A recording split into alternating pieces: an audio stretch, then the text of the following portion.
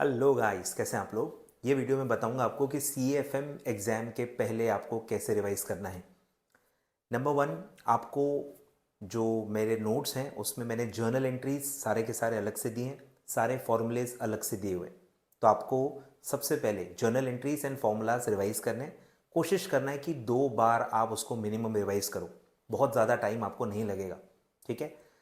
Number two, आपको करना है कि सारे चैप्टर्स के छोटे छोटे जो है इजी इजी कैटेगरी में मैंने डाले हुए हैं, वो आपको सबसे पहले करने हैं। ठीक है, इजी कैटेगरी के सारे चैप्टर के क्वेश्चन पहले करने हैं, फिर मीडियम वाले करने हैं, और अगर टाइम बचा तो टफ वाले करने हैं। ठीक है, तो ऐसे सीक्वेंस में आपको चलना है। ज़्यादा से ज़्यादा टाइम इजी टाइप के क्वेश्चंस को देना है और अच्छे से सारी बारीकियों बारीकियों के साथ उसको रिवाइज करना है। कोई भी फुल रेगुलर मटेरियल साथ में नहीं रखना है, कोई भी इधर उधर के क्वेश्चंस को हाथ नहीं लगाना है, कोई भी दोस्तों को मदद नहीं करनी है। सबसे पहले अपने आप की मदद करनी है। टाइम बहुत लिमिटेड होगा, तो कहीं भी आपको स्टक नहीं होना है। इसीलिए मैं आपसे कह रहा हूं कि जो मीडियम एंड टफ क्वेश्चन है हर चैप्टर के, वो सबसे आखिरी में करने।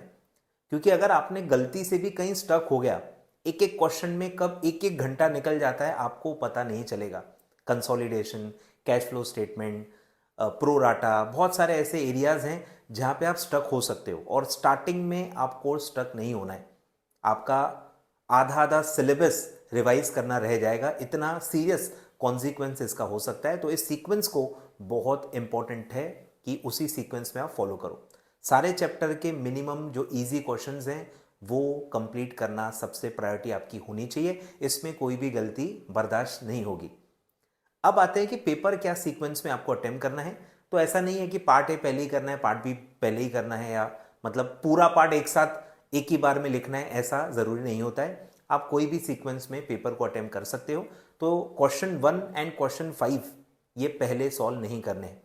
बाकी सारे क्वेश्चंस कोई भी सीक्वेंस में आप पहले अपीयर कर सकते हो। ठीक है, ये सीक्वेंस भी बहुत इंपॉर्टेंट है, आपका पेपर बिगड़ सकता है। तो क्वेश्चन 1 एंड क्वेश्चन 5 भले आपको लगता होगा कि आपको जम जाएगा, आपसे हो जाएगा, तो भी नहीं करना है। मेरी रिक्वेस्ट है आपसे हाथ जोड़ के। तो बाकी क्वेश्चंस पहले सॉल्व करने हैं, 5-5 मार्क वाले जो आते हैं वो पहले सॉल्व करने हैं। उसमें फिर जो 15 मिनट आपको मिलेंगे उसमें आप सीक्वेंस डिसाइड कर लेना कौन सा पहले कौन सा बाद में, लेकिन क्वेश्चन 1 एंड क्वेश्चन 5 सबसे आखिरी में आपको करना है। ठीक है, तो अच्छे से आराम से पेपर सॉल्व करना है, इजी पे ध्यान देना है। आपको पास होने से कोई नहीं रोक सकता। Thank you so much.